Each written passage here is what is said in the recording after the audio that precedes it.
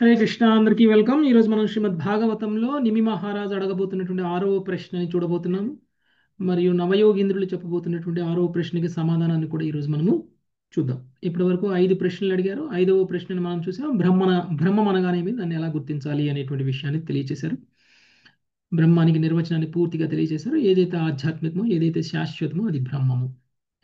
అయితే అలా అని చెప్పేసి జీవులు కూడా శాశ్వతమే కాబట్టి, జీవులు కూడా ఆధ్యాత్మికమే కాబట్టి, జీవులు కూడా బ్రహ్మమే కాబట్టి, మరి భగవానుడు, బ్రహ్మము, జీవుడు అందరూ ఒకటే కదా అనుకునేటువంటి ప్రమాదం ఉంటుంది కాబట్టి దాన్ని మనకి క్లియర్గా క్లారిఫై చేసేసారు.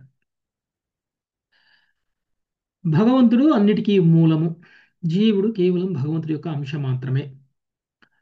భగవంతుడు సర్వవ్యాపకంగా విస్తరించి ఉన్నారు, కానీ జీవుడు సర్వవ్యాపకంగా లేరు.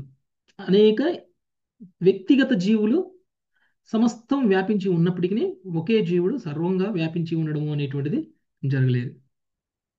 భగవంతుడిలో ఉన్నటువంటి లక్షణాలన్నీ, గుణాలన్నీ, అంటే ఆధ్యాత్మికము, శాశ్వతము అనేటువంటి లక్షణాలు ఏవైతే ఉన్నాయో ఇవన్నీ జీవుల్లో ఉన్నప్పటికీ జీవుడు భగవంతుడితో సమానం కాదు అనేటువంటి విషయాన్ని మనం చూసాం. కాబట్టి భగవంతుడు బ్రహ్మమే, జీవుడు బ్రహ్మమే, కాబట్టి జీవుడు భగవంతుడు ఒకటే అనుకునేటువంటి మాయావాద సిద్ధాంతాన్ని తిప్పికొడుతూ నవయోగేంద్రులు మనకి బ్రహ్మము గురించిన ఒక గొప్ప నిర్వచనాన్ని, బ్రహ్మం అంటే మనకి తొలగిపోవలసినటువంటి అన్ని సందేహాలని తీర్చేసి మనకి బ్రహ్మం గురించి పూర్తి జ్ఞానం ఇవ్వడం అనేటువంటిది జరిగింది. సో నిమి మహారాజుకి మనం ఎంతో కృతజ్ఞులం. ఎందుకంటే నిమి మహారాజు ఈ ప్రశ్న అడగకపోతే మనందరికీ కూడా బ్రహ్మానికి సంబంధించినటువంటి జ్ఞానం ఇంత స్పష్టంగా తెలిసి ఉండేది కాదు. అందుకనే మనము ఇలాంటి జ్ఞానం లేకపోవడం వలనే భగవంతుడికి సంబంధించినటువంటి అపోహలు ఏవైతే ఉన్నాయో, భగవంతుడు ఎవరు అనేటువంటి దాని మీద ఉన్నటువంటి అపోహలతోటి మనం భక్తి సాధన చేస్తూ ఏ జన్మలో కూడా మనం భక్తిలో పరిపూర్ణతను సాధించకుండానే మనము జన్మని వదిలేస్తున్నటువంటి పరిస్థితి. చాలామంది ఇప్పటికీ ఏ 1%, 0.5% మాత్రమే దీన్ని నమ్ముతున్నారు. వాళ్ళు దాంట్లో సాధనలో ఉంటున్నారు. నమ్మిన వాళ్ళు కూడా సాధనలో పురోగమించడం లేదు. సో నమ్మిన తర్వాత చేయాల్సినటువంటి పని ఏంటండి? భగవంతుడే సర్వం అని తెలుసుకున్న తర్వాత మనం ఏం చేయాలి? అహం సర్వస్వ ప్రభో మత్త సర్వం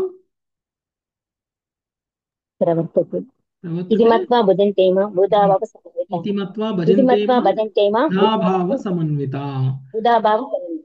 సో అది తెలుసుకున్నటువంటి మనం ఆ భగవంతుడికి శరణాగతులం అవ్వాలి. ఆ భగవంతుడికి భక్తితో మనము శరణాగతులం అవ్వాలి. అది జరగట్లేదు అని అంటే శరణాగతి చేయి. అది జరగట్లేదు ప్రస్తుతానికి. భగవంతుడు అయితే కావచ్చు, అయితే నేను ఎందుకు నా సుఖాలని, నా సంతోషాలని వదులుకొని మొత్తం సర్వస్వం ఆ శరణాగతులం అవ్వాల్సినంత అవసరం ఏముంది? నమ్మేవాళ్ళు లేదు, నమ్మేవాళ్ళు చేయట్లేదు, నమ్మని వాళ్ళు చేయట్లేదు. ఇలాంటి పరిస్థితుల్లో ఉంది ప్రస్తుతం. కానీ కనీసం మనం భగవంతుడి యొక్క గొప్పతనాన్ని తెలుసుకున్నటువంటి మనం భగవంతుడికి శరణు వేడకపోతే మనకి ఏ విధంగా ఈ భౌతిక బంధనాల నుంచి విముక్తి అనేటువంటిది లభిస్తుంది? ఎప్పటికీ లభించదు. అందుకని మనం అందరం కూడా ఒక జన్మ తర్వాత ఒక జన్మ తీసుకుంటూ ఉన్నాం. ఓకే, కనీసం ఇప్పుడైనా ఈ జ్ఞానంతో నిమి మహారాజు కారణంగా నవయోగీంద్రులు ఇచ్చినటువంటి ఈ జ్ఞానంతోటైనా మనం ఆధ్యాత్మికంగా పురోగమించి బాహ్యంగా మనం జ్ఞానాన్ని వెతకడం కాదు, ఆత్మకు సంబంధించినటువంటి జ్ఞానం, పరమాత్మకు సంబంధించినటువంటి జ్ఞానాన్ని పొంది ఆ తర్వాత సర్వానికి మూలమైనటువంటి భగవానుడికి సంబంధించినటువంటి జ్ఞానాన్ని పొంది ఆ సర్వానికి మూలమైనటువంటి భగవానుడికి శరణాగతులం అయ్యేటువంటి స్థాయి వరకు పురోగమించాలని కోరుకుందాం. ఇక 6వ ప్రశ్న నిమి మహారాజు అడుగుతున్నటువంటి ప్రశ్న ఈరోజు 41వ శ్లోకం నుంచి చూద్దాం. ఓకే, మంజులత మాతాజీ. శ్రీరాజోవాచ శ్రీరాజోవాచ కర్మయోగం వదతనః పురుషో ఏన సంస్కృతః కర్మయోగం వదతనః పురుషో ఏన సంస్కృతః విధూయేహాశు కర్మాణి నైష్కర్మ్యం వింధతే పరం. విధూయే విధూయేహాశు కర్మాణి నైష్కర్యం విందతే పరం. భావం: నిమి మహారాజు పలికెను, ఓ మునులారా, కర్మయోగ విధానము గురించి నాకు చెప్పుడు. కర్మలను దేవదేవునికి అంకితము కావించడి ఈ పద్ధతి ద్వారా పవిత్రుడై మనుజుడు ఈ జన్మమందే సమస్త లౌకిక కర్మల నుండి శీఘ్రముగా ముక్తుడై ఆ విధముగా దివ్యస్థితి యందు పవిత్ర జీవనమును పొందగలడు. భాష్యము. భగవద్గీత 3.5 ఎందు ఇట్లు తెలుపబడినది. నహి కశ్చిత్ క్షణమపి జాతు తిష్టత్య కర్మ కృత్ కార్యతే హ్యవశః కర్మ సర్వ ప్రకృతిజైర్గుణైః. ప్రతి మానవుడు ప్రకృతి వలన తాను పొందినట్టి గుణములను అనుసరించి అవసుడై కర్మ యందు ప్రేరేపింపబడును. కనుక ఏదియును చేయకుండా క్షణకాలము కూడా ఎవరును ఉండజాలరు. జీవుడు నిష్క్రియునిగా ఉండజాలడు. కనుక తన కర్మలను భగవంతునికి అంకితము చేయుటను అతడు తప్పక నేర్వవలెను. భగవద్గీత యందలి ఈ శ్లోకమును శ్రీల ప్రభుపాదులు ఇట్లు వ్యాఖ్యానించిరి. సర్వదా సక్రియమై ఉండుట దేహమునకు సంబంధించినది కాక ఆత్మ యొక్క లక్షణమై ఉన్నది. ఆత్మ లేనిదే భౌతిక దేహము కొద్దిగానైనను కదలదు. అనగా దేహము కేవలము ఒక ప్రాణరహితమైన వాహనము వంటిది. సర్వదా సక్రియమై క్షణకాలమైనను ఆగని ఆత్మ వలనే అది పని చేయగలదు. ఆత్మను కృష్ణ భక్తి భావనాయుత కర్మయందే నియుక్తము చేయవలెను. లేనిచో అది మాయాశక్తి నిర్దేశితములై కర్మలలో నియుక్తము కాగలదు. ప్రకృతి సంపర్కములో ఆత్మ భౌతిక గుణమును పొందును. అట్టి గుణ సంపర్కం నుండి ఆత్మను శుద్ధిపరచుటకు శాస్త్రములందు తెలుపబడిన విద్యుక్త ధర్మములలో తప్పనిసరిగా నెలకొనవలెను. కానీ ఆత్మ నిజ కర్మ అయిన కృష్ణ భక్తిలో నెలకొనినచో అది ఏది చేయగలిగినను లాభదాయకమే కాగలదు. కృష్ణ చైతన్యోద్యమమునందలి భక్తుల కర్మలను సాధారణ లౌకిక కర్మలని పొరబడుచు సాధారణ జనులు వాటిని ప్రశ్నించుచుందురు. ఈ సందర్భమున శ్రీల జీవ గోస్వామి కామ్య కర్మేణ్యేవ త్యాజితాని నతు నిత్య నైమిత్తికాని ఫలస్థైవ వినిందంత తత్వాన్ అని పలికిరి. స్వార్థ కర్మల ఫలితము మరింత భవబంధమే కనుక మనుజుడు అట్టి అవివేక కార్యములను విడనాడవలెను. కాని అతడు నిత్య నైమిత్తిక కార్యములను భగవంతునికే అర్పించవలెను. ఆ విధముగా అట్టి కర్మలనియు దివ్యమగు భక్తి యోగమే కాగలవు. కర్మలను భగవత్ సేవలో జతకూర్చిన కలను మనుజుడు ప్రామాణిక గురుదేవుని చరణ సన్నిధిలో నేర్వవలెనని తస్మాదుర్గం ప్రపద్యేత జిజ్ఞాసు శ్రేయ ఉత్తమం అను వాక్యము ద్వారా ఈ అధ్యాయము స్పష్టముగా వివరించినది. అట్లు కాక ఎవడేని తన లౌకిక కార్యములను దివ్యముకు భక్తి యోగమని చిత్త చాంచల్యముతో పలికినచో ఎటువంటి ఫలము కలగదు. కనుక శ్రీల జీవ గోస్వామి వారి అభిప్రాయం అనుసరించి నైష్కర్మ్యం అను పదము నిష్క్రియత్వమును సూచించునని పొరబడరాదు. పైగా అది భగవంతుని నిర్దేశములో అతని ప్రతినిధి నిర్దేశంలో దివ్య కలాపమును సూచించును. హరే కృష్ణ ప్రభు. ఓకే, నిమి మహారాజు ప్రశ్న అడుగుతున్నారు. యాక్చువల్గా నిమి మహారాజు ఈసారి 6వ ప్రశ్న 2 శ్లోకాల్లో అడిగారు. ఓకే, సో ముందుగా ఆయన ఏమడుగుతున్నారు? కర్మయోగ విధానం గురించి నాకు తెలియచేయి. కర్మయోగ విధానం గురించి తెలియచేయి. మనకి భగవద్గీతలో వచ్చింది కదండి కర్మయోగ విధానం. 3వ అధ్యాయం, 4వ అధ్యాయం, 5వ అధ్యాయం, అదే 3వ అధ్యాయం 3, 4, 5 అంతా కర్మయోగమే. 5 కర్మయోగం. 6 అధ్యాయాలు కూడా కర్మయోగం కిందనే వస్తాయి. అయితే ఎస్ ప్రభు. అయితే ఆ కర్మలను దేవుడికి అంకితము కావించేటువంటి ఈ పద్ధతి ద్వారా పవిత్రుడై మనుషుడు ఈ జన్మనందే సమస్త లౌకిక కర్మల నుండి శీఘ్రముగా విముక్తిని పొందే విధంగా విముక్తుడై ఆ విధంగా దివ్యస్థితి యందు పవిత్ర జీవనమును పొందగలడు. కర్మయోగం అనేటువంటిది ఎలా? ఏదైతే కర్మని మనం భగవంతుడికి అర్పిస్తామో ఆ అర్పించడం వల్ల మనం ఏ విధంగా పవిత్ర జీవనాన్ని ఏ విధంగా పొందగలుగుతున్నాము, ఆ తర్వాత ఈ జన్మలోనే మనం పవిత్రులమైపోయి ముక్తిని ఎలా పొందగలుగుతున్నాము అనేటువంటిది కర్మ గురించి మనకు తెలుస్తుంది, కర్మయోగంలో మనకు తెలుస్తుంది. దాని గురించి నాకు తెలియచేయండి అని ఈయన అడిగారు. ఇందులో నైష్కర్యం విందతే పరం అని అంటున్నారు. అంటే యాక్చువల్గా నైష్కర్మ్యం అంటే నిష్క్రియ. నిష్క్రియ అంటే ఏ కర్మ అంటకుండా ఉండదు. ఏ పని చెయ్యకుండా ఉండడం. చెయ్యకపోవడం ప్రభు. ఏ పని చెయ్యకుండా ఉండడం. మనకి ఇక్కడ జీవగోస్వామి నిష్క్రియ అంటే ఏ పని చెయ్యకుండా ఉండడం కానే కాదు. ఎందుకు అంటే ఏ జీవుడైనా సరే ఏ పని చెయ్యకుండా ఉండడం అనేటువంటిది సాధ్యం కాదు. ఎవరైనా సరే నేను నిష్క్రియుడుగా ఉండిపోతాను, ఆ విధంగా నేను ముక్తిని సాధిస్తాను, ఒకవేళ నేను కర్మలు చేస్తే నాకు కర్మబంధనం అంటుంది కాబట్టి కర్మలే చేయకుండా ఉంటే కర్మబంధనం అంటకుండా ఉంటుంది కదా, ఆ విధంగా నేను ముక్తిని సాధిస్తాను అని ఎవరైనా అనుకుంటే పొరపాటు పడుతున్నట్టు అని జీవగోస్వామి చెప్తున్నారు. ఎందుకంటే నిష్క్రియుడుగా ఉండడం అనేటువంటిది ఈ జగత్తులో సాధ్యం కానిటువంటి పని.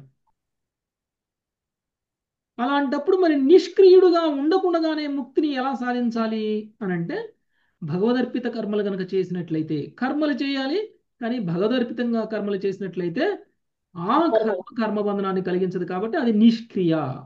అది నిష్క్రియ. భగవదర్పితమైనటువంటి కర్మ ఏదైతే ఉంటుందో అది నైష్కర్మ్యం అనేటువంటి విషయాన్ని మనకి చెప్తున్నారు. ఓకే, భగవదర్పితంగా చేసేటువంటి కర్మ నైష్కర్మ్యంగా మనం భావించు. భక్తి యోగంలో చేసేటువంటి కర్మ అనమాట. సో మామూలుగా మన కృష్ణ చైతన్యంలో ఉన్నటువంటి వ్యక్తులందరూ కూడా అనేక కర్మలు చేస్తూనే ఉంటారు. చూసేటువంటి వాళ్ళకి భౌతికమైనటువంటి లౌకికమైనటువంటి కర్మలుగానే కనిపిస్తున్నప్పటికీ అవి లౌకికమైనటువంటి కర్మలు కాదు. ఎవరైనా సరే కృష్ణ చైతన్యంలో ఉన్నటువంటి వ్యక్తి చేస్తున్నటువంటి కర్మలను చూసి ఇవి లౌకికమైనటువంటి కర్మలు చేస్తున్నారు అని కనుక అనుకున్నట్లయితే వాళ్ళు పొరపాటు పడుతున్నట్లు. ఎందుకంటే కృష్ణ చైతన్యంలో ఉన్నటువంటి వ్యక్తి చేసినటువంటి కర్మబంధనాన్ని కలిగించదు తనకి. కానీ అదే కర్మ కృష్ణ చైతన్యంలో లేకుండా చేయడం వల్ల కర్మబంధనాన్ని కలిగిస్తుంది. కాబట్టి కృష్ణ చైతన్యంలో చేసేటువంటి ప్రతి కర్మ కూడా నైష్కర్మ. ఎలాంటి కర్మ ఫలితాలు ఇవ్వనటువంటి కర్మ. అదే ముక్తి వరకు మనం వెళ్ళడానికి ఉపయోగపడేటువంటి విధానం. అదే భక్తి యోగం. అదే కర్మయోగం. కర్మయోగానికి భక్తి యోగానికి పెద్ద తేడా లేదు కదా. కర్మని భగవంతుడికి అర్పించి చేయడం భక్తి యోగమే. సో కర్మల ద్వారా భగవంతుణ్ణి సేవించటం కర్మయోగం. ఓకే, కర్మల ద్వారా భగవంతుణ్ణి సేవించడం. సో జీవ గోస్వామి అది చెప్పి నైష్కర్మ్యం అనేటువంటి పదానికి నిష్క్రియత్వం సూచిస్తుంది అనుకుంటే అది పొరపాటు. పైగా అది భగవంతుని నిర్దేశంలో, భగవంతుని ప్రతినిధి యొక్క నిర్దేశంలో దివ్యమైనటువంటి కలాపాలను సూచిస్తుంది. ఓకే, అంటే భగవంతుడి నిర్దేశంలో, భగవంతుడి యొక్క ప్రతినిధి నిర్దేశంలో అంటే గురువు యొక్క నిర్దేశంలో చేసేటువంటి కర్మ ఏదైనా సరే అది కర్మబంధనాన్ని ఉంది. ఒకవేళ మన గురువు కనుక మనకి ఏదైనా పని చెప్పారు, మనకి ఏదైనా సర్వీస్ ఇచ్చారు అని అంటే ఆ సర్వీసు చూసే వాళ్ళకి లౌకికంగా కనిపించినా ఆ సర్వీస్ చేయడం వల్ల మనకి ఎలాంటి కర్మబంధనం ఉండదు. ఓకే, గురువు నిర్దేశంలో ఏం చేసినా, గురువు ఎవరినన్నా చంపేసిరా అంటే చంపేసి వచ్చినా కానీ నైష్కర్మే. ఉదాహరణ చెప్తున్నా. ఓకే, కృష్ణుడు అర్జున్ని చంపేయి అన్నాడు కదా, అందరినీ చంపేసే అన్నాడు. అందుకనే ఆయన కర్మబంధనం రాలేదు, కృష్ణుడు చెప్పాడు కాబట్టి. అది అకర్మ నైష్కర్మ. కృష్ణ ప్రీత్యర్థం చేశాడని చెప్తున్నారు. అక్కడ కృష్ణుడు భగవంతుడు కాదు కదా.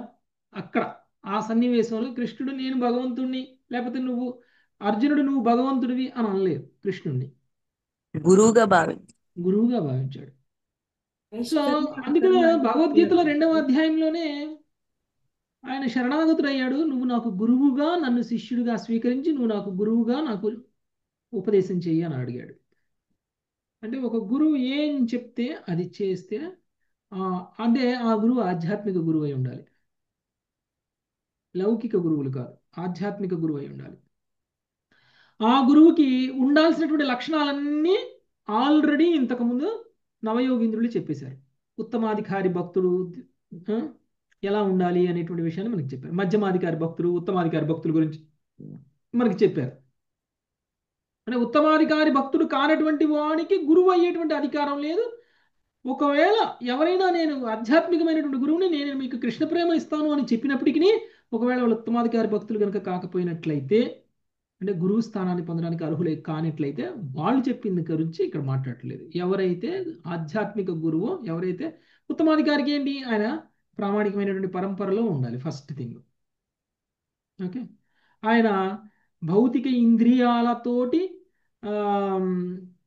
బంధితుడై ఉండకూడదు. అంటే భౌతిక ఇంద్రియాలతోటి ఆయన ఆనందాన్ని పొందాలి అనుకునేటువంటి స్థితిలో ఉండకూడదు.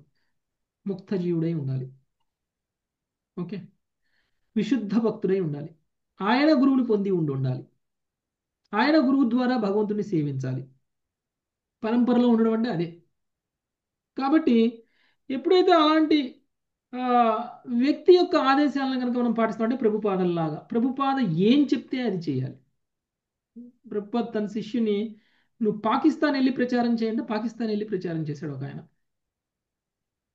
అప్పట్లో హిందువులు పాకిస్తాన్కి వెళ్తే ఏమవుతుందండి, వెళ్ళిపోయిన ఆయన ఒకసారి ఆయన వెళ్ళిపోయి, ఆయన పేరు ఏంటండి, పాకిస్తాన్ వెళ్ళిపోయి ప్రచారం చేయడానికి ఒక ఆయన వెళ్ళారు, ఆయన పేరు గుర్తు రావట్లేదు నాకు. కొన్ని నెలల పాటు ఆయన నుంచి సందేశం రాలేదు, కొన్ని నెలల పాటు ఆయన దగ్గర నుంచి ఒక ఉత్తరం కూడా రాలేదు, కొన్ని నెలలు ఆయన చనిపోయారు అనుకున్నారు అందరూ. ఓకే, తర్వాత ఏదో ఒక రకంగా ఆయన ట్రేస్ చేసి ప్రభుపాద చివరికి నువ్వు వచ్చేసేయ్ అన్నారు. నువ్వు వచ్చేసేయ్, అక్కడ ఉండుకో అన్నారు. ఆయన ఆల్రెడీ ఒక గృహస్థుడు, ఆయనకు ఆల్రెడీ ఒక ఫ్యామిలీ ఉంది, పిల్లలు ఉన్నారు, అన్నీ ఉన్నారు. భక్తుడు అయ్యాడు. ప్రభుపాదుల వారికి శిష్యుడిగా ప్రభుపాదుల వారికి సేవ చేయడానికి అనుకున్నారు. ఆయన వెళ్ళి ప్రభుపాదని అడిగారు, నేనేం సేవ చేయాలి మీకు చెప్పండి అని అంటే, నువ్వు పాకిస్తాన్ వెళ్ళిపోయి ప్రచారం చేస్తావా అన్నారు. ఒక్క క్షణం కూడా ఆలోచించలేదు, ఒక్క క్షణం కూడా ఆలోచించలేదు, వెళ్ళిపోయాడు పాకిస్తాన్కి.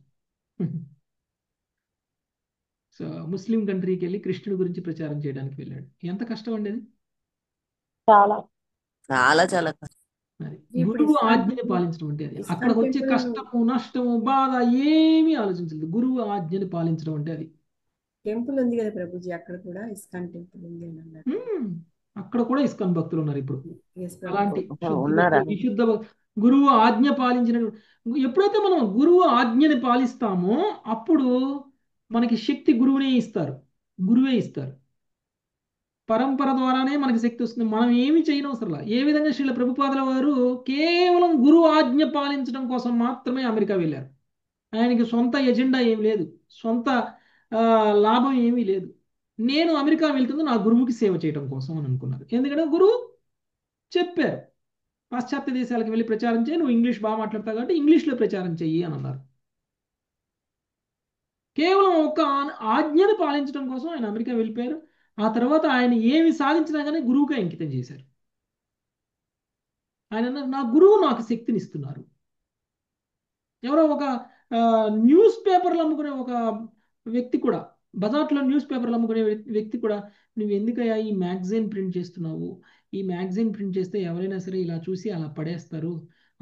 ఆ మ్యాగజైన్ కాదు నువ్వు చేయాల్సింది, ఏమైనా పబ్లిష్ చేయి, బుక్స్ పబ్లిష్ చెయ్యి.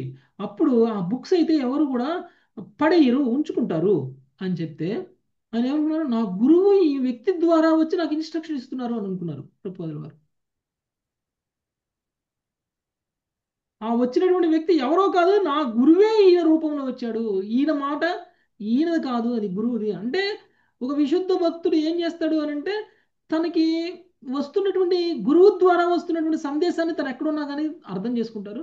ఆ విధంగా ఆయన ఫాలో అవుతారు. ఆ తర్వాత ఆయన బ్యాక్ టు గాడ్ హెడ్ మ్యాగజైన్తో పాటు బుక్స్ను కూడా పబ్లిష్ చేశారు. ఆ విధంగా ఈరోజు మనం చదువుతున్నటువంటి భగవద్గీత, భాగవతం, చైతన్య చరితామృతం, భక్తి రసామృత సింధుకి, లేకపోతే ఇంకా ఈశోపనిషత్తు, వీటన్నిటికీ కూడా ఆయన రాసిన భాష్యాలు, ఆయన రాసిన ఎక్స్ప్లెనేషన్స్ మనం అందరం కూడా చదువుకుంటున్నాం. చాలా తక్కువ కాలంలోనే చైతన్య చరితామృతానికి భాష్యం రాశారు. చాలా తక్కువ కాలంలో, కొన్ని నెలల సమయంలోనే చైతన్య చరితామృతం మొత్తానికి భాష్యం రాశారు. అదే చైతన్య చరితామృతం మనం చదవడానికి సంవత్సరం పట్టింది, 2 సంవత్సరాలు పట్టింది. ఆయన కొన్ని నెలల సమయంలోనే భాష్యం రాసేశారు. అప్పట్లో ఆయన శిష్యులందరూ కూడా అంత తోడ్పాటు చేశారు. చైతన్యం ఈయన రాస్తూ పోవాలంటే గంటల గంటలు పట్టింది. అందుకని నేను ఏం చేశానంటే డిక్టేషన్ చెప్తూ ఉంటే అది రికార్డ్ చేసుకుని ఆ తర్వాత శిష్యులు దాన్ని బుక్స్ రూపంలోకి ప్రింట్ చేయించారు. సో ప్రభుపాద వారు చెప్తూ వెళ్తూ ఉంటారు, దాన్ని రికార్డ్ చేస్తూ ఉంటారు. రికార్డ్ చేసిన దాన్ని తర్వాత దాన్ని మళ్ళీ భాష రూపంలో ప్రింట్ చేసేవాళ్ళు. సో ఆ విధంగా ప్రభుపాదుల వారు అంత సేవ చేశారు. ఆయన అన్నారు, ఇంత తక్కువ సమయంలో ఇంత ఎక్కువ బుక్స్ ఎలా ప్రింట్ చేస్తావు? నా గొప్ప, నేను అంత గొప్పగా చేశాను అని ప్రభుపాదుల వారు ఎప్పుడు అనుకోలేదు. నా గురువు నాకు అలాంటి శక్తిని ఇచ్చారు. కాబట్టి పరంపర ద్వారా శక్తి వస్తుంది, ఒకవేళ పరంపరకి సేవ చేయాలి అని మనం కనుక అనుకున్నట్లయితే. అందుకని అవన్నీ కూడా దివ్య కలాపాలు అవుతాయి, అవన్నీ భౌతికమైనటువంటి కర్మలు కావు. ఓకే, దానివల్ల మనకి ఎలాంటి పుణ్య పాప కర్మలు అంటవు. స్వయంగా భగవంతుడికి చేసేటువంటి సేవ వల్ల ఎలాంటి పుణ్య పాప కర్మలు అందవో, అలానే మనం గురువుకు చేసేటువంటి సేవ వల్ల కూడా పుణ్య పాప కర్మలు అంటవు. ఓకే, 42వ శ్లోకం. అయితే ఇక్కడ ఏమడిగారు? కర్మయోగ విధానం గురించి చెప్పు. కర్మల ద్వారా భగవంతుని సేవించడం వల్ల, భగవంతుడికి అర్పించడం వల్ల ఏ విధంగా జీవుడు పవిత్రుడు అవుతున్నారు, ఏ విధంగా ముక్తిని సాధిస్తున్నారు అనేటువంటిది, దివ్య స్థితికి ఎలా వెళ్తున్నారు అనేటువంటిది ఒక ప్రశ్న. 42వ శ్లోకం. ఉషశ్రీమాత. ఏవం ప్రశ్నం ఋషిన్ పూర్వం అపృచ్ఛం పితురంతికే. ఏవం ప్రశ్నం ఋషిన్ పూర్వం అపృచం పితురంతికే. నాభ్రువన్ బ్రాహ్మణ పుత్రాస్తత్ర కారణముచ్యతాం. నా బ్రువన్ బ్రహ్మణ పుత్రాస్తత్ర కారణముచ్యతాం. ప్రభుపాదుల వారి భావము. నా తండ్రి యొక్క ఇక్ష్వాకు మహారాజు సమక్షంలో పూర్వము ఇటువంటి ప్రశ్నని బ్రహ్మ తనయులకు నలుగురు ఋషులను నేను అడిగితిని, కానీ వారు నా ప్రశ్నకు సమాధానము ఒసగలేదు. దయచేసి దీనికి కారణము చెప్పుడు. ప్రభుపాదుల వారి భాష్యము. శ్రీధర స్వామి అభిప్రాయం అనుసరించి బ్రహ్మణ పుత్రాహ బ్రహ్మతనయులు అను పదము శనకాది నలుగురు కుమారగణమును సూచించును. బ్రహ్మదేవుని నలుగురు కుమారులు మహాజనులు, భక్త యోగ శాస్త్రి నిపుణులు అయినప్పటికీ నిమి మహారాజుకు సమాధానమివ్వ నిరాకరించుటలోని కారణమును తెలుపుచు శ్రీల మధ్వాచార్యులు తంత్ర భాగవతం నుండి ఒక శ్లోకమును ఉదహరించి జ్ఞాన సాధనలో నిపుణులైన వారును విశుద్ధ భక్తి యోగ శాస్త్రమును తెలుసుకున్న జాలరని శనకాదులు స్పష్టంగా తెలుపగోరిండిరి. నిమి మహారాజు ప్రశ్నకు సమాధానమిచ్చుటకు ఋషులు నిరాకరించుటపై శ్రీల జీవ గోస్వామి వ్యాఖ్యానించుచు ఆ సమయంలో రాజు చిన్నవాడనియు అందువలన సమాధానమును పూర్తిగా అర్థము చేసుకొనగలిగినంతటి పరిపక్వత లేనివాడనియు తెలిపిరి. ధన్యవాదాలు ప్రభుజీ. హరే కృష్ణ. అంటే భక్తిలో పరిపూర్ణుడు కాకపోతే ఆ అడిగినటువంటి ప్రశ్నకి సమాధానం చెప్పినా కానీ ఆ వ్యక్తికి అర్థం కాదు. అందుకనే కుమారగణం అడిగిన ప్రశ్నకి సమాధానం చెప్పలే. ఇదే ప్రశ్న నేను ఇంతకు ముందు బ్రహ్మదేవుడి యొక్క పుత్రులను అడిగితే వాళ్ళు నాకు సమాధానం చెప్పడానికి వెళ్ళారు. ఇప్పుడు నేను మిమ్మల్ని అడుగుతున్నాను నవయోగీంద్రులే, మీరు ఇప్పుడైనా నాకు సమాధానం చెప్పండి అని అన్నారు. అంటే ఎప్పుడో అడిగినటువంటి ప్రశ్న అంటే అప్పటికి నిమి మహారాజుకు అంత పరిపక్వత రాలేదు. అంటే మన మనసులో 100 ప్రశ్నలు ఉంటాయి. మనం అడగడానికి ఉత్సుకతని చూపిస్తాం. మనకి అర్థం కాని విషయాలు చాలా ఉంటాయి. మనం ఎన్నో ప్రశ్నలు అడుగుతాం, కానీ అన్ని ప్రశ్నలకి ఇప్పుడే సమాధానం దొరకదు.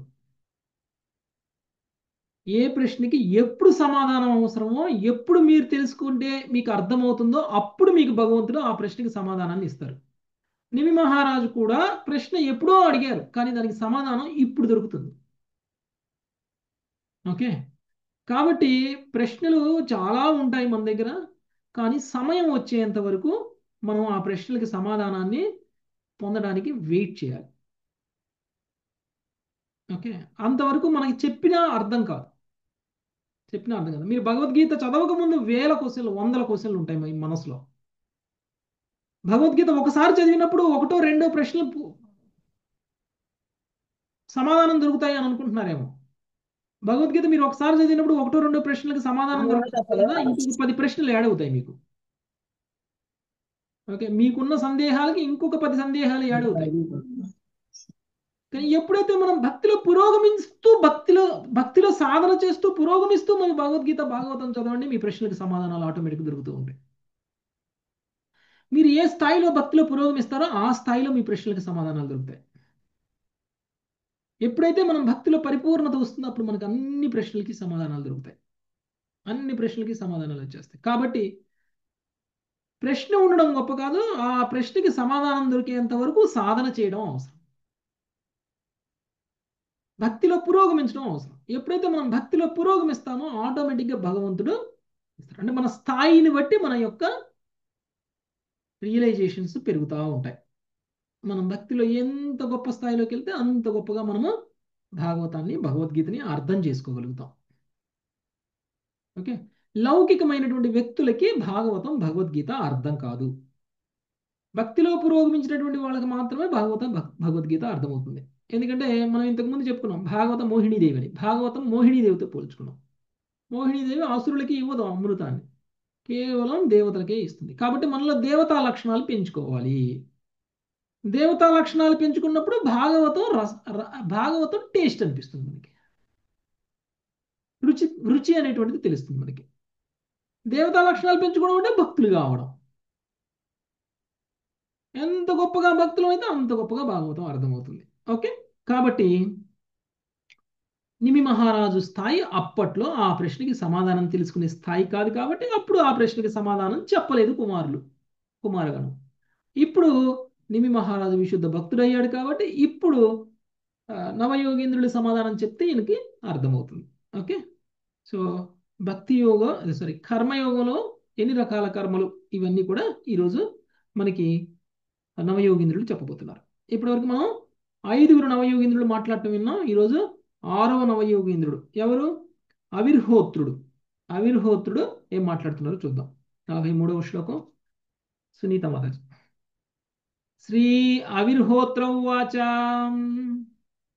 శ్రీ అవిర్హోత్ర ఉవాచ కర్మ కర్మ వికర్మేతి వేదవాదో నలౌకికః కర్మ కర్మ వికర్మేతి వేదవాదో న లౌకికః వేదస్య చేశ్వరాత్మాత్వాత్ తత్ర ముహ్యంతి సూరయః వేదస్య చేశ్వరాత్మత్వాత్ తత్ర ముహ్యంతి సూరయః. భావం: శ్రీ ఆవిర్హోత్రుడు పలికెను, కర్మ వికర్మ అకర్మ అను విషయములను మనుజుడు ప్రామాణికమగు వేదాధ్యయనము ద్వారానే చక్కగా తెలుసుకొనగలడు. ఈ కఠినమగు విషయము ఎన్నడూను లౌకిక కల్పనచే అవగతము కాదు. వేదములు స్వయంగా భగవానుని శబ్దావతారము. ఆ విధంగా వేద జ్ఞానం పరిపూర్ణమై ఉన్నది. వేద జ్ఞాన ప్రమాణమును ఉపేక్షించినచో పండితులైనను కర్మ నెరుగుటలో మోహితులగుదురు. భాష్యము: శాస్త్ర విహితములైన విద్యుక్త ధర్మములు కర్మ అని పిలువబడును కాగా, విద్యుక్త ధర్మమును నిర్వహింపకుండుట అకర్మ అనబడును. ఇక నిషిద్ధ కార్య నిర్వహణము వికర్మ.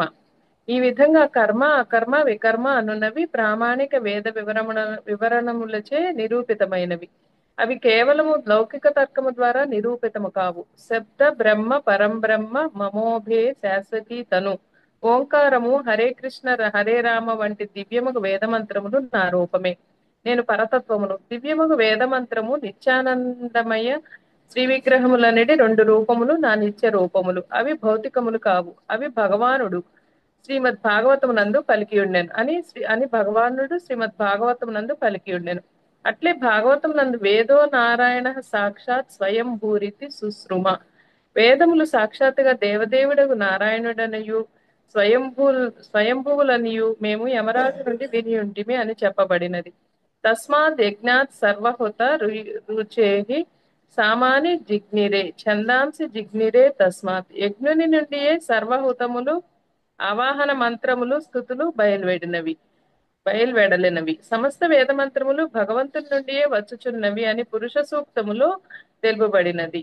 భగవద్ అవతారములన్నీను పూర్తిగా దివ్యములై ఉన్నవి. పొరబడుట, భ్రమకులోనవుట, మోసము, అసమగ్ర ఇంద్రియములను కలిగి ఉండట వంటి బద్ధ జీవన 4 దోషములకు అవి అతీతములు.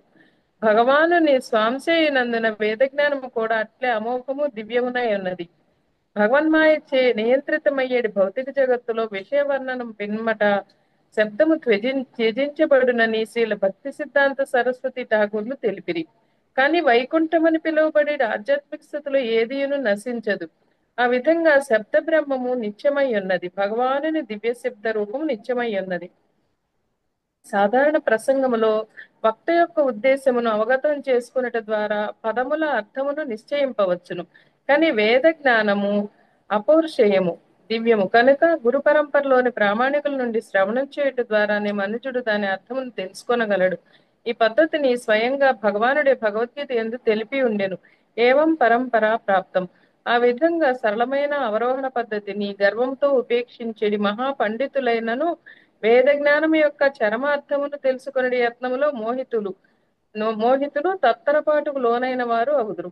నిమి మహారాజా సమయంలో చిన్నవాడు, అందువల్ల పరంపరా శ్రవణ విధానమునకు అయోగ్యుడు అయిన కారణముననే అతని ప్రశ్నకి బ్రహ్మతనయులు సమాధానమిచ్చుటకు తిరస్కరించిరి. ఈశ్వరాత్మత్వాదీశ్వర విషయత్వాతని ఈ సందర్భమున శ్రీల మధ్వాచార్యులు తెలిపిరి. వేదములు అనంతుడకు భగవానుని వర్ణించును కనుక వేద జ్ఞానము లౌకిక అవగాహన పద్ధతులచే అవగాహము కాదు. Thank you Prabhuji. అవిర్హోత్రుడు మాట్లాడుతున్నారు. అవిర్హోత్రుడు. ఓకే. సో ఇంతకు ముందు మాట్లాడిన పేరు ఏంటండి?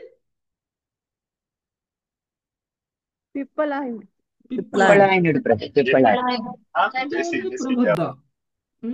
కవి హవి ప్రబుద్ధ అంతరిక్ష అంతరిక్షుడు అంతరిక్ష ప్రబుద్ధ పిప్పలాయన. అవిర్హోత్రుడు. ఇప్పుడు అవిర్హోత్రుడు. ఓకే. సో ఇప్పుడు అవిర్హోత్రుడు ఏం చెప్తున్నాడు? కర్మ అకర్మ వికర్మ అనేటువంటి విషయాలు ప్రామాణికమైనటువంటి వేదవాంగ్మయం ద్వారా తెలుసుకోవాల్సినటువంటి విషయాలు. ఇలాంటి విషయాలు లౌకికంగా ఉన్నటువంటి వ్యక్తులు తెలుసుకోజాలరు. ఓకే. వేదాలు స్వయంగా భగవానుడి యొక్క శబ్దావతారం, భగవంతుడి యొక్క శబ్దావతారం వేదాలు అంటే భగవంతుణ్ణి కీర్తించేటువంటి వేదాలు భగవంతుడి యొక్క శబ్దావతారాలు. భాగవతం భగవంతుడి యొక్క పుస్తకావతారం కదా. భాగవతం భగవంతుడి యొక్క పుస్తక రూపంలో ఉన్నటువంటి అవతారం. అంటే మనం తెలుసుకోవాల్సింది ఏమిటి అంటే భగవంతుడి అవతారాలు ఏవైతే ఉన్నాయో అవన్నీ కూడా మనం సామాన్యమైనటువంటి మానవులకు ఉండేటువంటి 4 దోషాలు ఏవైతే ఉన్నాయో, ఏంటువంటి ఆ 4 దోషాలు? అసంపూర్ణ ఇంద్రియాలు, తప్పులు చేయడము, మోసపూరిత అసమగ్ర ఇంద్రియాలు, పొరపాట్లు చేయడాలు, భ్రమకు లోనవటాలు, మోసం చేయడం, మోసాలు చేయడం. సో ఈ 4 డిఫెక్ట్స్ మనుషుల్లో ఉన్నటువంటి 4 లోపాలు ఇవి. మీరు ఎంత కాదనుకున్నా ఈ లోపం ప్రతి వ్యక్తిలోనూ ఉంటుంది. మోస ప్రవృత్తి అందరిలో ఉంటుంది. భ్రమకు లోనవడం అందరిలో ఉంటుంది. ఇంద్రియాలు అసమగ్రమైనవి అందరికీ ఉన్నటువంటి ప్రాబ్లమే. తాడును చూసి పామును కూడా, పామును చూసి తాడుకోవడం, ఇది కూడా అందరికీ ఉన్నటువంటి. పొరపాటు చేయని వ్యక్తులు ఎవరైనా ఉన్నారు ఇక్కడ ఇంతవరకు? ఎవరు లేరు ప్రభుజీ, అందరు పొరపాటు రోజుకి 100 పొరపాట్లు చేస్తాం. లెక్కలు వేసుకోలేనన్ని పొరపాట్లు చేస్తాం మనం. పొరపాటు చెయ్యని వ్యక్తి కాదు ప్రభుజీ, లెక్కలేనన్ని పొరపాట్లు చేసే వ్యక్తులు మేమందరం అంటాం కదండి. కానీ భగవంతుడి యొక్క అవతారాలకి ఈ 4 లోపాలు ఉండవు. ఎందుకు? మనం విభిన్న అంశలము, అవతారాలు స్వాంశలు కాబట్టి కదా. మనము విభిన్న అంశలము, భగవంతుడి యొక్క అవతారాలు స్వాంశలు కాబట్టి. అంటే మనము అంశలమే, వాళ్ళు అంశలే. తేడా ఏంటి? మనం విభిన్నంగా వ్యక్తిగత ఆత్మలం, కానీ భగవంతుడే స్వయంగా విస్తరిస్తారు కాబట్టి వాళ్ళు స్వాంశలు. ఓకే, స్వాంశలకి ఏ విధంగా అయితే ఈ 4 లోపాలు లేవో అలానే భగవంతుడి ద్వారా ఇవ్వబడినటువంటి వేదాలకు కూడా ఈ యొక్క 4 లోపాలు లేవు. వేదాలు కూడా ఏమన్నారు? శబ్ద బ్రహ్మం, శబ్దావతారం కదా, శబ్దావతారం. మరి అవతారాలకు లోపాలు లేనప్పుడు శబ్దావతారానికి ఎందుకు లోపం ఉంటుంది? కాబట్టి వేదాలలో ఈ 4 లోపాలు లేవు. కాబట్టి వేదాలలో చెప్పబడిన ఏదైనా సరే పరమసత్యమే కదా. వేదాలలో చెప్పబడినటువంటి ఏ విషయమైనా సరే 100% ట్రూ, సత్యం. కాబట్టి 4 దోషాలు లేని కారణంగా వేదాలు ప్రామాణికమైపోయాయి. ఓకే, ఇక భగవన్మాయలో మనం అందరం కూడా ఉంటే వీటన్నిటినీ మనం అర్థం చేసుకోవడము అనేటువంటిది సాధ్యం కాదు. అందుకు మనం చేయాల్సిన పని ఏమిటి అంటే ప్రామాణికుల నుంచి శ్రవణం చేయాలి. ప్రామాణికుల నుంచి శ్రవణం చేయడం అంటే పరంపరలో శ్రవణం చేయాలి. ఏవం పరంపరా ప్రాప్తం. ఈ ఆధ్యాత్మిక జ్ఞానాన్ని మనము పరంపర ద్వారా మాత్రమే పొందాలి. స్వయంగా శ్రీకృష్ణ భగవానుడు కూడా భగవద్గీతలో అదే విధంగా పొందాలి అనేటువంటి విషయాన్ని చెప్పారు. కాబట్టి సో మనం లౌకికంగానే ఉంటూ మనం వేదాలు చదివి అర్థం చేసుకోవాలి అని ప్రయత్నం చేస్తే కనుక అది సాధ్యమయ్యేటువంటిది కాదు. లౌకిక అవగాహనతో అర్థమయ్యేటువంటి విషయం కాదు. ఎందుకు వేదాలు లౌకిక అవగాహనతో అర్థం కాదు అని అంటే, వేదాలు భగవంతుణ్ణి కీర్తిస్తూ ఉంటాయి కాబట్టి, ఆధ్యాత్మికమైనటువంటి భగవంతుణ్ణి కీర్తించేటువంటి ఆధ్యాత్మికమైనటువంటి విషయం వేదం కాబట్టి ఆ వేదాన్ని లౌకికమైనటువంటి ఆలోచనలతోటి, లౌకికమైనటువంటి తెలివితేటలతోటి అర్థం చేసుకోవాలి అనేటువంటి ప్రయత్నం చేస్తే అది అర్థం కాదు అని చెప్తున్నారు. నెక్స్ట్ 44వ శ్లోకం లావణ్య మాతాజీ. పరోక్షవాదో వేదోయం బాలానామనుశాసనం. పరోక్షవాదో వేదోయం బాలానామనుశాసనం. కర్మ మోక్షాయ కర్మాణి విధత్తే హ్యగదం యదా. కర్మ మోక్షాయ కర్మాణి విధత్తే హ్యగదం యదా. నిజమైన జీవిత లక్ష్యము లౌకికమగు సకామ కర్మల నుండి బయటపడుటే అయినప్పటికీ బాల్యోచిత స్వభావం కలవారు మూర్ఖులనగు జనులు వాటి యందే అనురక్తులై ఉందురు. అందువలన బాలుడు ఔషధమును సేవించుటకై తండ్రి అతనికి తీపి పదార్థములను ఆశ చూపినట్లు తొలుత సకామ కర్మలను నిర్దేశించుట ద్వారా వేదములు మనుషుని పరోక్షంగా చర్మముక్తి పదమును నడుపుచున్నవి. భాష్యము. త్రైగుణ్య విషయ వేద నిస్త్రైగుణ్యో భవ అర్జున అని భగవద్గీత యందు చెప్పబడినది. వేదములు త్రిగుణ పూర్ణములైన ఫలములనే వసగగలవు. సత్వగుణం నందు కర్మకాండ లేదా తపస్సు ననురించని వారు స్వర్గలోకం అని పిలువబడే ఉన్నత లోకములకు చేరగలరు. అస్నంతి దివ్యాన్ దివి దేవ భోగాన్. అట్లే రజోగుణములందు కర్మకాండ వనరించు వారు ధరణిపై గొప్ప పరిపాలకులు లేదా ధనవంతులుగానైనా గొప్ప గౌరవంను శక్తిని అనుభవింతురు. కానీ మను సంహిత యందు ప్రవృత్తి రేష భూతానాం నివృత్తస్తు మహాఫల అని చెప్పబడింది. అనగా బద్ధజీవులు యందు సకామ ధర్మ కలాపములను మిగులు ప్రాచుర్యము పొందినప్పటికీ మనుజుడు సకామ యత్నములను విడిచినప్పుడే నిజమైన జీవన పూర్ణత్వమును సాధించగలడు. నా ఆజ్ఞ మేరకు ఈ మందులు నువ్వు తీసుకోవలసిందే అని తండ్రి తన పిల్లవానితో పలికినచో ఆ పిల్లవాడు భయపడవచ్చును, తిరగబడి మందును త్రోసిపుచ్చవచ్చును.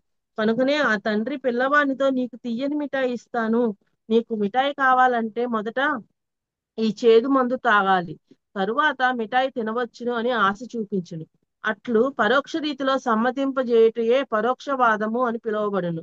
చరమలక్ష్యము మిఠాయి పొందటమే అయినట్లుగాను దానిని పొందుటకు ఒక చిన్న షరతు నెరవేర్చవలసి ఉన్నట్లుగాను తండ్రి తన పిల్లవానికి ప్రస్తావమును తెలియజేయును. కానీ వాస్తవమునకు తండ్రి యొక్క లక్ష్యము పిల్లవానికి మందిచ్చి అతని రోగమును నయం చేయుటయే అయ్యుండును. ఈ విధంగా ప్రధాన ప్రయోజనమును పరోక్షంగా వివరించుచు దాన్ని గౌణ ప్రస్తావంతో దాచిపెట్టుటకు పరోక్షవాదం అని పిలువబడును. బద్ధజీవులలో అధిక భాగము ఇంద్రియ భోగానురక్తులై ఉందరు. ప్రవృత్తి రేష భూతానాం. కనుక వైదిక కర్మకాండ వారికి స్వర్గప్రాప్తి లేదా సార్వభౌమత్వం వంటి సకామ ఫల ఆశ చూపి తాత్కాలిక ఇంద్రియ భోగం నుండి ముక్తిని కలిగించును. సమస్తమగు వైదిక కర్మకాండలో విష్ణువే ఆరాధింపబడును. ఆ విధంగా విష్ణువు శరణాగతియే తన నిజమైన స్వార్థగతి అనేది అవగాహనకు మనుషుడు క్రమంగా అరుదించును. నతే విదుహు స్వార్థగతిం హి విష్ణు. అటువంటి పరోక్ష పద్ధతి బాల్యోచిత స్వభావులు లేదా మూర్ఖ స్వభావులకు చెప్పబడింది. కానీ బుద్ధిమంతులకు మనుషుడు ప్రత్యక్షమగు విశ్లేషణ ద్వారా స్వయంగా భగవంతుడే వివరించినట్లు వేదేచ్ఛ సర్వైరహమేవ వేద్య. వేదవాంగ్మయం యొక్క నిజమైన ప్రయోజనమును శీఘ్రమే అవగతం చేసుకొనగలడు. దేవదేవుని పాద పద్మాశ్రయమును సాధించటనే సమస్త వేదవాంగ్మయంను చర్మంగా రక్షించి ఉండును. అట్టి ఆశ్రయము లేనప్పుడు జీవుడు భగవన్మాయచే కల్పింపబడి 84 లక్షల జీవరాశులలో తప్పక పరిభ్రమింపవలసి ఉండును. స్థూలమగు ఇంద్రియానుభూతి ద్వారా లేదా బుద్ధియుత తర్కమనేటి సూక్ష్మానుభూతి ద్వారా ఓనకూడేటి సాధారణ భౌతిక దృష్టి భ్రాంతిమయమగు భోగవాంఛచే వికృతమయ్యేటి అసమగ్ర జ్ఞానంచే కలుగజేయును. నిరాకార ఆత్మానుభూతి సాధన కూడా బద్ధాత్మలకు ఉపద్రవం వంటిదే అని శ్రీల భక్తి సిద్ధాంత సరస్వతి ఠాకూర్లు వ్యాఖ్యానించిరి. ఏలయన నిరాకార జ్ఞాన పద్ధతి పూర్తిగా నిరాకారంగా నగుటుకు చేసేది కృత్రిమ యత్నం వంటిది. అట్టి యత్నము భగవద్గీత యందు వర్ణింపబడినట్టి క్రమమైన వేదముల తీర్పుకు వేదేచ్ఛ సర్వైరహమేవ వేద్య అనుగుణంగా ఉండదు. సకామ కర్మ ఫలములకై యత్నించి పిదప క్రమంగా నిజమైన జ్ఞానస్థితికి చేరవలసిన అవసరము శ్రీ చైతన్యుల ఉద్యమంలో లేదు. శ్రీ చైతన్యులు ఇట్లా తెలిపియుండిరి.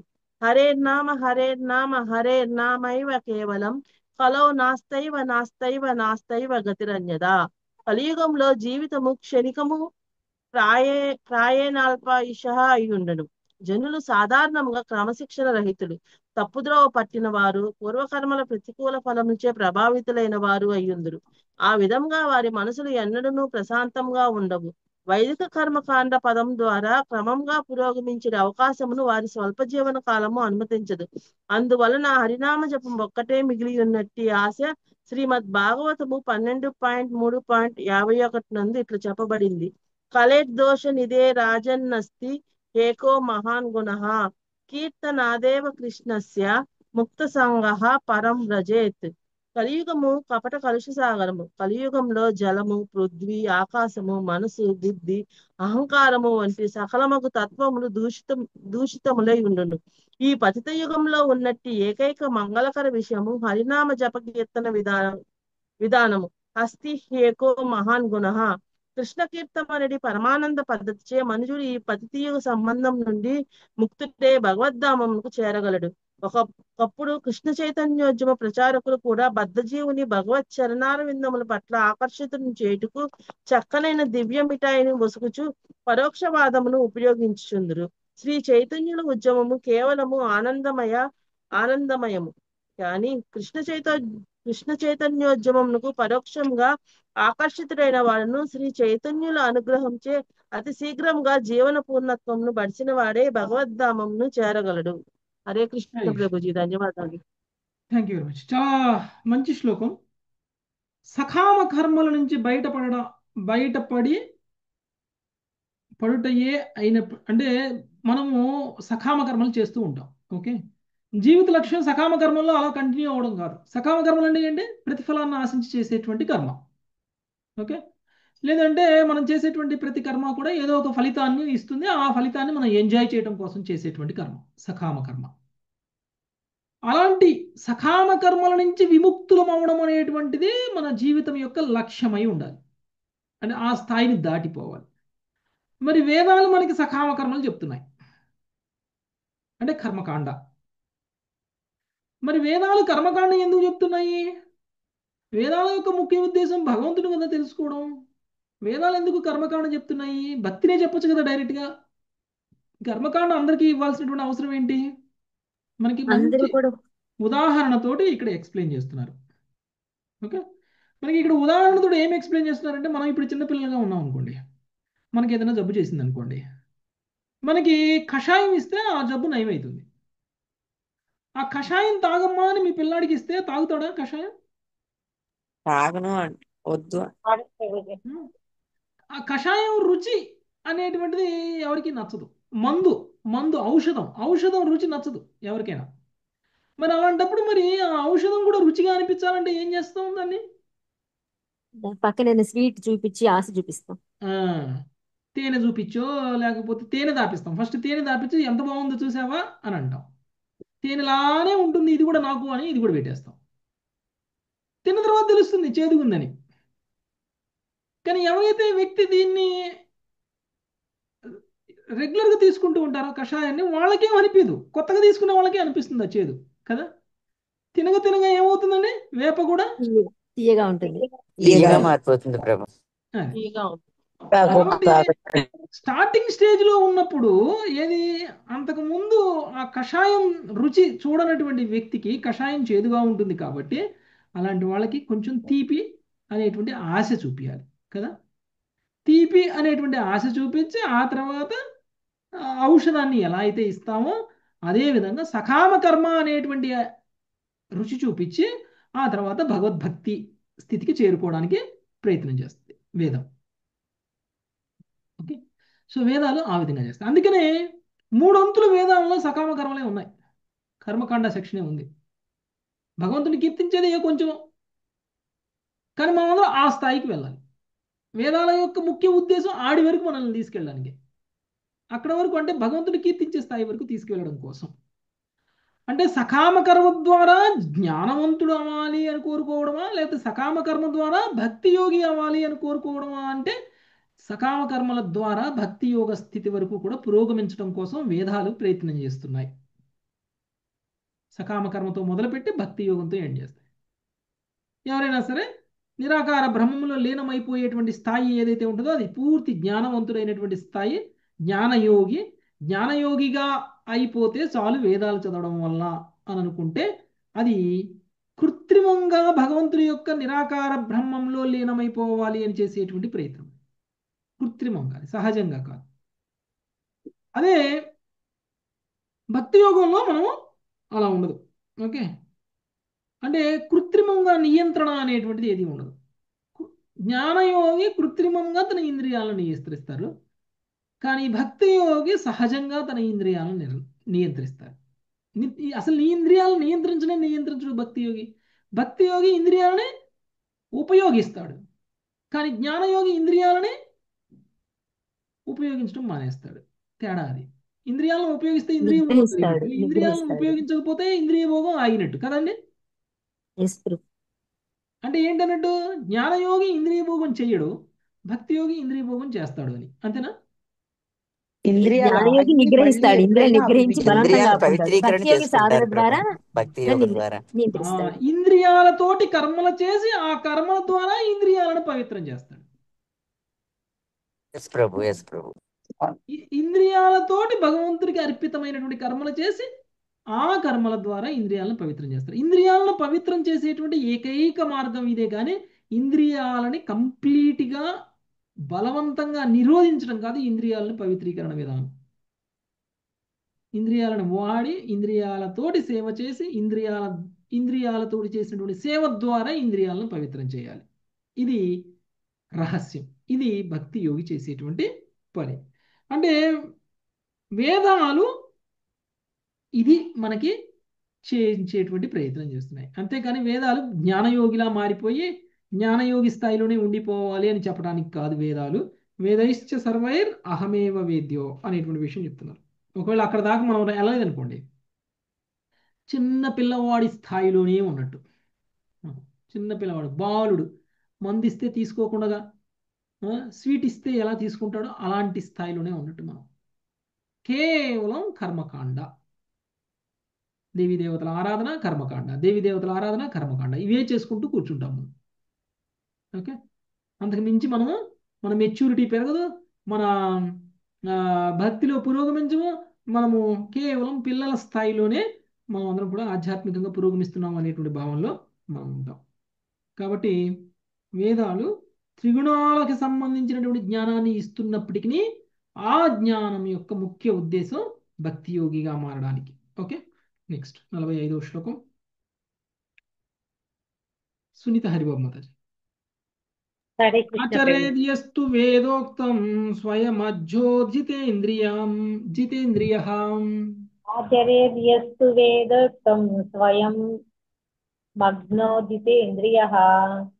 వికర్మణా హ్యధర్మేణ మృత్యోర్మృత్యుముపైతి సహ. వికర్మణా హ్యధర్మేణ మృత్యోర్మృత్యుముపైతి సహ. ఇంద్రియములను జయించినట్టి అజ్ఞాని వేదాదేశములను పాటించినట్టు నిక్కముగా పాపయుతముగు అధర్మాయుతమైనను కార్యకలాపాలలో పాల్గొనును. ఆ విధముగా అతడు నిరంతరము జన్మ మృత్యువును బడియును. కృష్ణ కృపామూర్తి శిల కృపాదికి జై. భాష్యము. వేదముల యందు సకామకర్మలు నిర్దేశింపబడినప్పటికీ మానవ జన్మ యొక్క నిజమైన లక్ష్యము సమస్తమగు లౌకిక కర్మల నుండి బయటపడటమేనని గడిచిన శ్లోకములలో చెప్పబడినది. కనుక నియమితమగు ఇంద్రియ భోగమును అనుమతించడి వేదానుష్ఠానం యొక్క అవసరము లేదని ఎవరనూ సారాంశపరచవచ్చును. కానీ అజ్ఞానియగు వ్యక్తి అనగా అతను దేహమును కానని నిత్యాత్మనని శ్రీకృష్ణ అంశనని తెలియని వ్యక్తి ఇంద్రియ వేగమును అనపజాలకుండును. కనుక అటువంటి భౌతిక దృష్టి కలిగిన వ్యక్తి నియమిత ఇంద్రియ భోగమును అనుసరించడి వేదాదేశమును ఉపేక్షించినతో నిక్కముగా పాప జీవనమును కూరుకుని పోవును. ఉదాహరణకు మైదన వాంఛిని వివాహిత యజ్ఞమును చేపట్టవలసినదిగా చెప్పబడును. నామమాత్ర బ్రహ్మచారి మిథ్యాగర్వము చేత వివాహ యజ్ఞమును మాయా అనూసు త్రోసిపుచ్చుట మనకు కనిపించుచుండును. కానీ అట్టి బ్రహ్మచారి తన ఇంద్రియములను నియంత్రింపజాలినతో వేద సంస్కృతికి విరుద్ధమైనట్టి అక్రమ సంబంధములకు పాల్పడి నిస్సందేహముగా పతనము చెందును. అట్టే కృష్ణ భక్తి భావన ఎందరి ఆరంభికుడు తృప్తి తీరగా ప్రసాదమును తినుచు ప్రోత్సహింపబడుచుండును. కానీ ఒక్కొక్కప్పుడు భక్తి యోగ సాధనకు అత్యాహార అలవాట్లు నేర్చుకుని క్రమముగా అనియమిత ఆహారమును దూషిత పదార్థమును తినుట అలవాటు పడును. పాపియగు వ్యక్తి స్వయముగా యమరాజు చేతను నరకములకు ఆహ్వానము వసగబడినని మృత్యుముపైతి అను పదము తెలుపుతూ శ్రీల విశ్వనాథ చక్రవర్తి ఠాగూర్లు వివరించిరి. మృత్యా పూర్వ స్మృతులు ముపాద్యతే అర్ధ్యమాన స్వకర్మవిహి అని కూడా వేదముల యందు తెలుపబడింది. అనగా లౌకిక కార్యకలాపములు తమకు తాము తీవ్రముగా కష్టమును కలిగి చేసుకునే వ్యక్తులు మరణ సమయమున ఉపశమనముకు పొందుదురు. ఏలైనా మృత్యు సమయ స్థితి అందే వారు తిరిగి నెలకొల్పబడరు. కనుక వివాహ కార్యము లేదా యజ్ఞ శిష్టమును తృప్తిగా భుజించుట వంటి వైదిక కార్యములను ఇంద్రియ నిగ్రహము లేని వారు త్యజించరాదు. పిల్లవాని ముందు నసుగుట కొరకు తండ్రి మిఠాయి ఆశ చూపిన ఉపమానము గడిచిన శ్లోకములో ఒసగబడినది. మిఠాయి అవసరమని తలుచు పిల్లవాడు తండ్రి యొక్క ప్రతిపాదన తోసిపుచ్చినచో అతనికి ఆరోగ్యము నిచ్చడి ముందు కూడా అతడు కోల్పోయేది అవకాశము ఉన్నట్లు అట్లే లౌకికుడు నియమిత ఇంద్రియ భోగము ఒసగడి వేద ఉత్తర్వులను త్రోసిపుచ్చినచో పవిత్రమగుట మాట అటు గురించి మరింత పతనము చెందును. భగవత్ సందేశమునందు మనోబుద్ధులను శ్రద్ధలను నెలకొల్పిన వాడే లౌకికుడని శ్రీల దేవగోస్వామి వివరించిరి. దేవాది దేవుడు శ్రీకృష్ణుడు భగవద్గీత యందు జీవిత నిజ లక్ష్యమును గురించి బద్ధజీవులకు అద్భుతమైన వివరణ వసిగినారు. ఈ ఉపదేశములపై మనస్సును సంలగ్నం చేయదాలనట్టి వ్యక్తి లౌకికుడిగా పరిగణించవలెను. అట్టి పాపకార్యముల వైపు మొగ్గు చూపి ఉండును. అందువల్ల అట్టి వాడు ప్రామాణిక వైదిక ఉత్తర్వులు పాటింపవలసి ఉండును. అట్టి వేద ఉత్తర్వులు సకామ కర్మలే అయినప్పటికీ పుణ్యకార్యాలను భావింపబడును. శ్రీల దేవగోస్వామి అభిప్రాయం అనుసరించి వాటిని శ్రద్ధతో పాటించువాడు నరకము పోకుండును. శ్రీమద్ భాగవతమునందు శ్రీకృష్ణుడు స్వయముగా ఇట్లు పలికి ఉండెను. తావత్ కర్మాణి కుర్వత నా నిర్వేదత యావత మత్ సదాశ్రవణాత్ వా శ్రద్ధయా యావన్న జాయతే. మనుషుడు నిజముగా ఇంద్రియ భోగము నుండి విరతుడు కానంత వరకు నన్ను గురించి శ్రవణ కీర్తములు ఎందు శ్రద్ధను పెంపొందించుకున్నంత వరకు వైదిక కర్తవ్యమును తప్పక కొనసాగించవలెను. తెల్లవారుజామునే నిద్రలేచి స్నానము చేసి గాయత్రి మంత్రమును జపింపవలసిండగా వేదములు ఆదేశించినని శ్రీల విశ్వనాథ చక్రవర్తి ఠాగూరు వివరించిరి.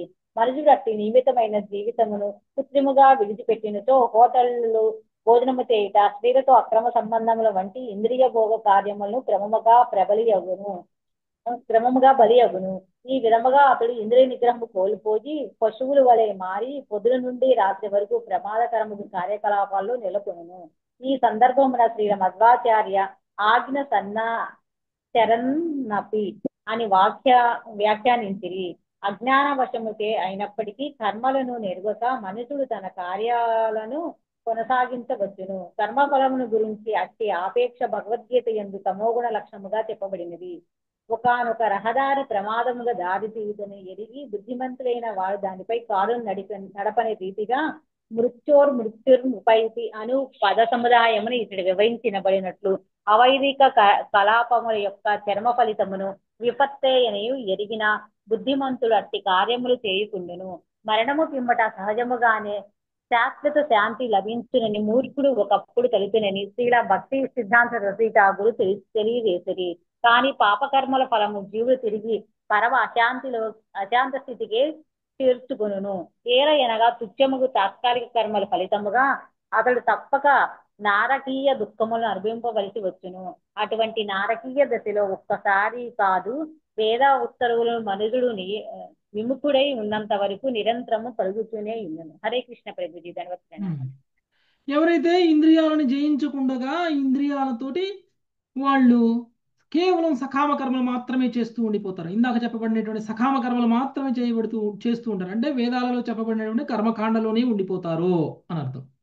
మనం అందరం అనుకుంటున్నాము వేదాలలో చెప్పబడ్డట్లుగా మనం చేస్తున్నాం కాబట్టి మనం పుణ్యం చేస్తున్నాం, మనకి ముక్తి వస్తుంది అని అనుకుంటాం. వేదాలలో చెప్పబడినటువంటి కర్మకాండ వరకే పరిమితం అయిపోయి కర్మకాండ మాత్రమే చేసుకుంటూ ఉండిపోయేటువంటి అజ్ఞాని ఏమవుతారండి? జన్మ మృత్యువులను పొందుతూనే ఉంటాడు నిరంతరం కదా. నిరంతరం జన్మ మృత్యువుల్ని పొందుతూనే ఉంటాడు. కాబట్టి ఇలాంటి సకామ కర్మలు ఏవైతే ఉన్నాయో అవి మనల్ని లౌకికంగా బంధిస్తున్నాయి. ఇంద్రియ నిగ్రహం లేనటువంటి వాళ్ళు కనీసంగా సకామ కర్మల్లో అయినా ఉండాలి. ఓకే, ఇంద్రియ నిగ్రహం లేనటువంటి వాళ్ళు కనీసంగా సకామ కర్మ అంటే ఇప్పుడు మనం భక్తి యోగంలో ఉండాలి, కానీ మనకి ఇంద్రియ నిగ్రహం లేదు. కానీ మనం ఎలా చేయాలి కర్మలు? సకామ కర్మలు అంటే వేదాలలో కనీసం కర్మకాండలో అయినా ఉంటే ఏమవుతుందంటే స్లోగా మనము భక్తి యోగం వరకు రాగలుగుతాము. అంతే తప్ప విచ్చలవిడిగా ఇంద్రియాలని ఉపయోగించేటువంటి స్థితి నుంచి నియంత్రణగా ఇంద్రియాలను ఉపయోగించేటువంటి స్థితికి సకామ కర్మ చేస్తుంది. ఓకే, సకామ కర్మ మనకి విచ్చలవిడిగా ఇంద్రియ భోగం చేయకుండా నియమితంగా ఇంద్రియ భోగం చేపిస్తుంది. సకామ కర్మలు అంతే కదండి, ఇంద్రియ భోగమే ఒక రకంగా, కాకపోతే ఒక నియమితంగా. ఎప్పుడు పడితే అప్పుడు నాకు నాన్ వెజ్ కావాలి అనుకునే వాళ్ళకి కేవలం యజ్ఞం చేసి యజ్ఞంలో అర్పించినప్పుడు మాత్రమే నువ్వు నాన్ వెజ్ తినొచ్చు అంటే అప్పుడు మాత్రం తీసుకుంటారు. అప్పుడు మాత్రమే తీసుకుంటారు. రోజు తీసుకునే వ్యక్తి కనీసం యజ్ఞం చేసేంత వరకు ఆగుతాడు, రోజు తీసుకోకుండా. యజ్ఞం రోజు చేస్తే రోజు తింటాడు, యజ్ఞం వారానికి ఒకసారి చేస్తే వారానికి ఒకసారి తింటాడు, నెలకు ఒకసారి చేస్తే నెలకు ఒకసారి తింటాడు. అంటే నియంత్రణ జరుగుతుందా లేదా? ఎస్ ప్రభు, ఒక నియమబద్ధంగా చేస్తాడు. నియమబద్ధంగా చేస్తున్నాడు. సెన్స్ గ్రాటిఫికేషన్ అయితే జరుగుతుంది, అంటే ఇంద్రియ తృప్తి అయితే జరుగుతుంది, కానీ ఒక నియమబద్ధంగా జరుగుతుంది. అంటే రోజు చేసే పని వారానికి ఒకసారి చేశాడు అనుకోండి, కొంతవరకు అలవాట్లు తగ్గుతాయి లేదా? వారానికి ఒకసారి చేసే పని నెలకు ఒకసారి చేశాడు అనుకోండి, అప్పుడు ఏమవుతుంది? ఇంకా తేడా వస్తుంది. అలా స్లో క్రమక్రమంగా తగ్గుతుంది జీవితం మొత్తం ఒకసారి కూడా చేయకుండా ఉండడానికి ప్రయత్నం చేయాలి అలాంటి పనులు. ఓకే, అందుకనే ఈ యొక్క సకామ కర్మలు అనేటువంటివి ఇవ్వబడ్డాయి. కానీ సకామ కర్మల స్థితిలోనే పరిపూర్ణత వచ్చేసింది అని అనుకోవడం అనేటువంటిది అది అజ్ఞానం. ఎందుకంటే అది మనకి కేవలం లౌకిక బంధనాల్లోనే ఉంచేస్తుంది. జన్మ మృత్యువుల నుంచి మనము బయటపడము. ఇంకా కొన్ని రూల్స్ కూడా చెప్పబడి ఉన్నాయి. సకామ కర్మలు చేసేటువంటి వ్యక్తులకి వేదాలలో కొన్ని రూల్స్ కూడా చెప్పబడి ఉన్నాయి. ఎన్ని గంటలకు లెగాలి, లేచిన తర్వాత స్నానం చేసి ఎలా ఎలా ఎలా శుద్ధి చేసుకోవాలి శరీరాన్ని, ఆ తర్వాత గాయత్రి మంత్రం చదవడం, ఇలాంటివన్నీ చెప్పబడి ఉన్నాయి. ఓకే, వీటన్నిటి యొక్క ముఖ్య ఉద్దేశం భౌతికంగా ఎలా లాభం పొందాలి అనేటువంటిది. ఓకే, సో అలాంటివన్నీ కూడా చరమ ఫలితం కాకూడదు ఒక వ్యక్తికి. ఓకే, అలాంటివన్నీ కూడా చరమ ఫలితం కాకూడదు. అలానే ఆగిపోతే మనం తిరిగి మళ్ళీ జన్మలు తీసుకుంటూనే ఉంటాం. కాబట్టి తాత్కాలికమైనటువంటి కర్మలు ఆయన్ని దుఃఖాలలో ఉంచేస్తాయి. కాబట్టి అలాంటి పరిస్థితి నుంచి వేదాల నుంచి విముఖుడు అవ్వాలి.